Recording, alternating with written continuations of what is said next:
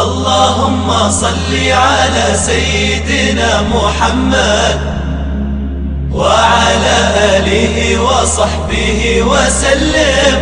بسم اللہ الرحمن الرحیم.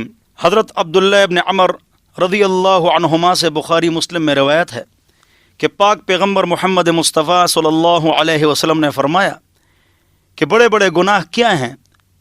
نمبر 1، اللہ کے ساتھ کسی کو شریک ٹھہرانا، اور والدین کی نافرمانی کرنا، اور کسی آدمی کو قتل کرنا، اور جھوٹی قسم کھانا.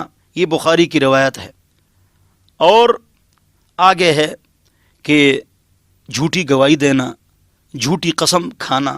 اللہ ہم سب کو محفوظ فرمائے. اللهم صل على سيدنا محمد وعلى آله وصحبه وسلم.